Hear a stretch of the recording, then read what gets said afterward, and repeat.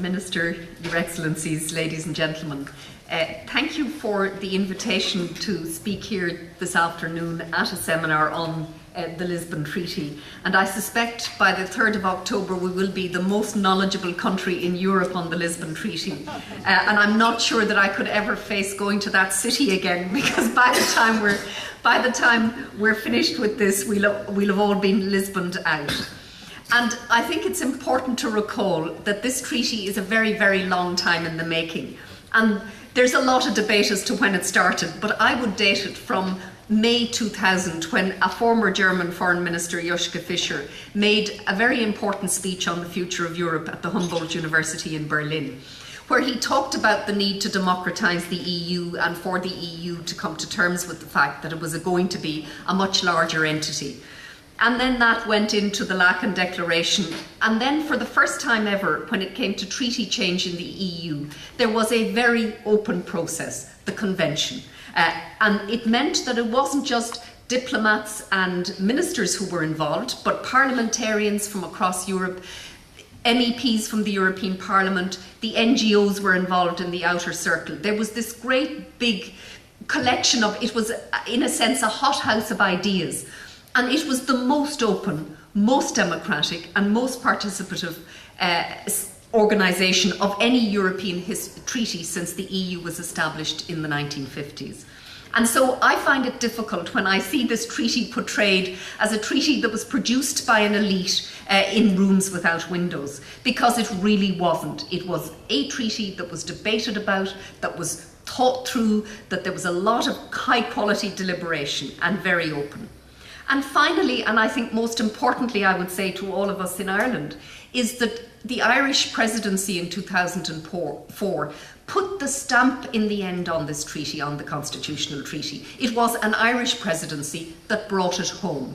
Now, again, I find it very difficult when I hear time and time and time again in the debate that this is a treaty that undermines Irish power and Irish presence, as if we had nothing to do with it. It wasn't just that we had a role in it, we had a vital and pivotal role at a very important time in bringing this treaty home. We also hear a lot in the debate about the fact that it was voted against in one large member state and one small, France and the Netherlands. But we hear very little about the fact that it was also voted on, and positively, in two other countries, Luxembourg and Spain. And in the 5 referendums that have been held on either the Constitutional Treaty or Lisbon, 27 million Europeans have voted for it and only 24 against. So even if the only data we have about how the people of Europe feel about this, who've had the right to vote, the majority have said yes. So again, I find it very hard to listen to debates that say 95% of Europeans would vote against. That's simply an assertion. It is an unfounded assertion and based on no data at all. We in this country, because of our constitution, have to have a referendum. And referendums are difficult political exercises. They're difficult for political parties. Political parties are hardwired to fight elections. They know how to fight elections. That's what they do, that's the business they're in. But referendums are not elections. And in my view, political parties struggle with fighting referendums. And there's the added problem in Ireland when it comes to referendums, and that is that an Irish government can agree to an international treaty, but cannot spend €1 on arguing the case for that treaty. Now that is, in my view, and I hope at some stage, and not in the far distant future, that that issue will be revisited in our Supreme Court, because it really must be. That is, basically the Supreme Court has tied the hands of the Irish executive. And one of the standards of sovereignty throughout the world is that governments can deliver on their international commitments. It is core to sovereignty. And I'm not a lawyer, but I do hope at some stage that the Irish Supreme Court revisits that, because it means we fight referendums in this country in an extraordinarily constrained institutional environment. And we also then have the rules on broadcasting. And I am certainly not one to muzzle debate or not want debate or not want argument on Europe. But what I do want is argument that is reasonable, that is accurate, and that is based on some level of reasonable assessment of what is being implied in the treaty. Whereas I have to tell you that sometimes I think I live in a parallel universe when I hear some of the debate. When it comes to posters that say that our national minimum wage will be reduced to less than €2, despite the fact that the EU has no competence in wage bargaining or in determining wages in a member state. That is a lie, and a big lie. But that is out there, and it is perfectly permissible for it to be out there.